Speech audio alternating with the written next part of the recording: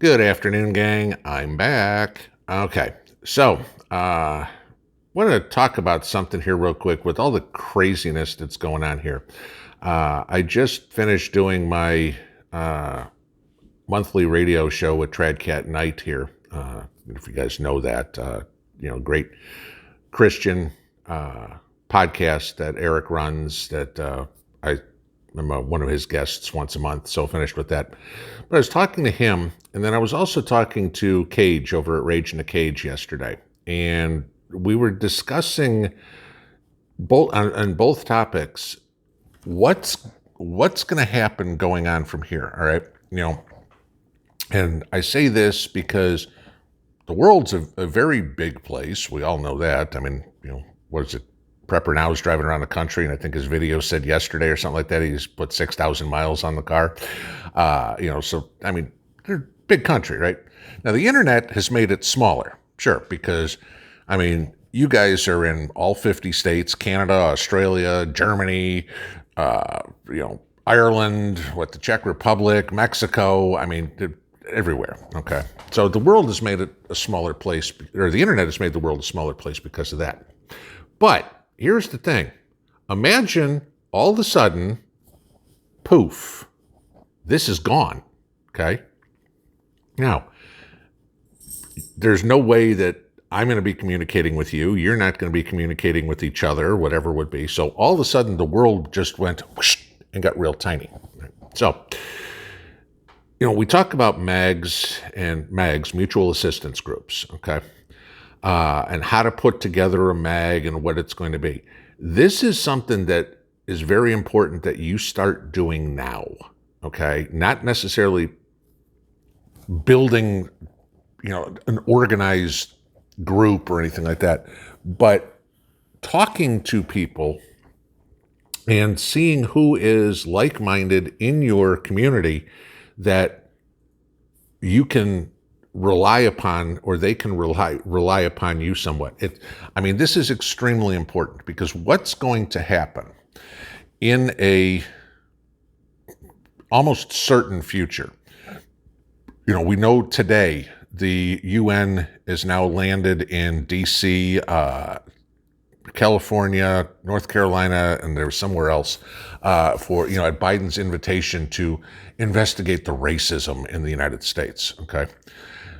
What's going to happen when the UN is coming in there to investigate conservatism or capitalism and how they've got to eradicate that? Okay.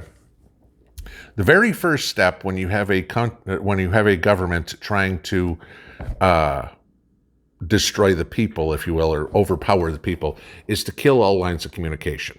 All right.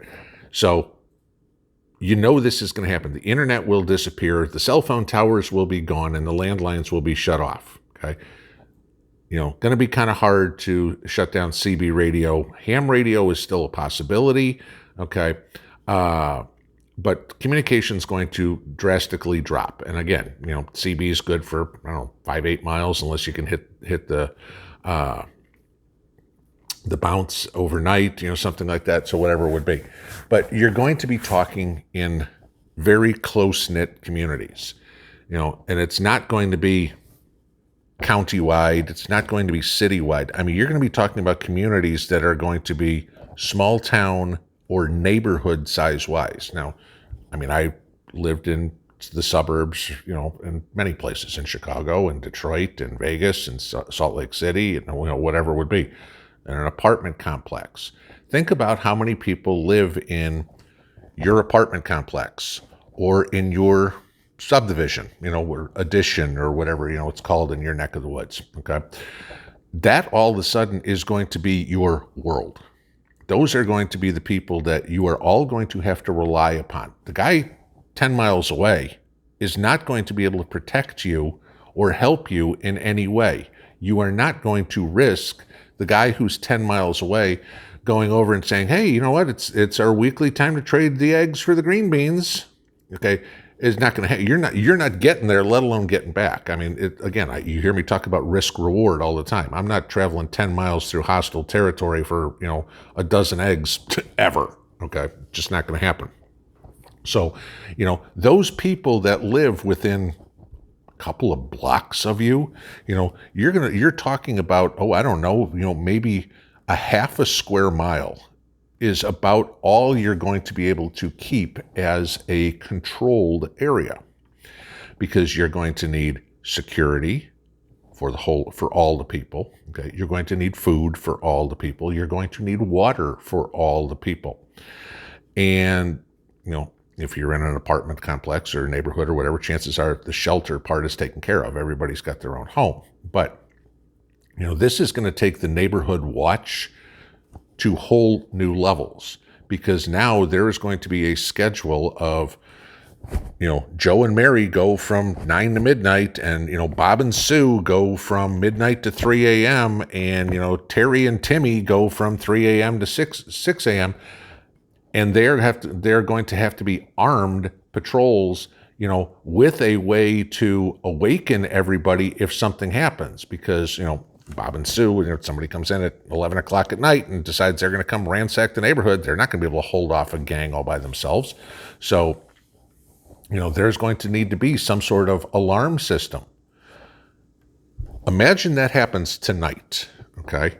Let's just say that the UN comes in today and it's completely under the guise of one thing, and they decide to go in and it's a armed takeover of, I don't know, pick a town, Andover, Maryland, okay? And one little neighborhood.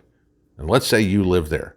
What's in place right now, today, that if they come at 11 o'clock tonight, run in through the front gate of your neighborhood and go, we're going door to door and we're just going to arrest everybody? Do you have any way to stop it? No, you don't, okay? Because I guarantee you don't have any sort of plan in place with the people in the immediate area, and nor do I, to shut down access to your neighborhood if something happens, if you hear about something going on. You have no sort of defensive posture, defensive plan whatsoever. You have no way to alert each other. I mean, do you even, something called an alert roster, do you even have that? Where the one person sees it and they call two people, and those two people call the next two people on the list, and, it spreads out quickly. Do you even have that? I bet you don't. Okay. How are you going to get the word out? Because every second is going to count. And as that gang of whatever, I mean, it could be, like I said, the UN, it could be BLM, it could be Antifa, it could be the U.S. Army, who knows, okay, who comes rolling into your neighborhood. You are going to need to have that sort of close, tight-knit group. And sure, I understand where everybody's going to go, how the hell am I going to do this? I either have to tell everybody I'm a prepper, right? Okay. Or half the people in my neighborhood are liberals. Okay. Right. You have a problem. So this is what I'm saying. You need to create that group now, because shit's potentially getting close. It's getting closer every day. There is no doubt, because, yesterday's behind us. So whatever's going to happen is closer today than it was yesterday. All right. But, I know of the people who I can certainly count on in my area. I know the people I can probably count on in my area, and I know the people who they're going to be roadkill in the street in my area, okay? I don't care by whose hands, mine or the other side's, because they ain't welcome. But, those are things that you need to think about. I can't stress this enough, guys. You need to get some sort of organization. When shit hits the fan, okay, mags are going to form very quickly, because everybody's going to be in the street going, holy shit, what do I do? Okay. And somebody is going to have to be the leader and say, you need to do this, you need to do this, you need to do this. Now, some people, there's, like I said in the title here, lead, follow, or get out of the way. All right. You are either going to be a leader, you are going to be a follower, or you are going to be roadkill. Because, somebody who wants a troll, okay, is not going to fit in well. And so they are inevitably going to be the enemy. Hence, they will be the roadkill. So, also think about that. Who is the leadership? You know who the leadership is in the house. Chances are it's the person watching this video, because they're the ones that pay most attention to what's going on in the world and are the chief prepper in the house, okay? The normie that's sitting on the couch right now watching Days of Our Lives probably doesn't give a shit. But these are things that you need to think about, even with your neighbors. There are people that will turn out to be natural leaders, and the majority of the MAG will probably accept it. There will be people in the MAG who decide they're not going to take somebody else's orders. That's fine, okay? Goodbye. Go form your own group, do something else, all right? Your group will have to have a leadership structure. It can't be 12 people running around willy-nilly going, I'm not doing that. No, I'm only doing this. I'm not cooking. I'm not cleaning dishes. I'm not going out fishing. I'm not carrying buckets of water. Does not belong in anybody's vernacular in a SHTF situation. All right. There's going to have to be a leader who's going to go, your responsibility is to go get us 6 5-gallon buckets of water from the stream.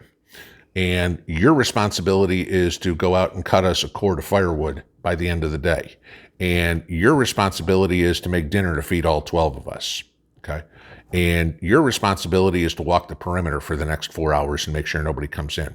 And your responsibility is to go cut down a couple of trees over the main road so no vehicles can get in here, okay? And everybody has to go, yes, sir. That's it, okay? So, yes, ma'am. That works too. But lead, follow, or get out of the way and die. So, all right, guys, just something like I said, talked to Eric about, talked to Rage about yesterday. Probably see more stuff from both of them on the same topic, but it's this is the organization phase. This is the time where you should have your supplies pretty well in hand. At this point, if you're a new prepper, you've had 15 months to do this, okay? You should have a good stockpile of everything that you need, okay? Going and buying more stuff ain't gonna make you any more prepared. Now it's time to start doing the things, not buying the stuff. Have a good Thursday afternoon. See y'all. Pinball out.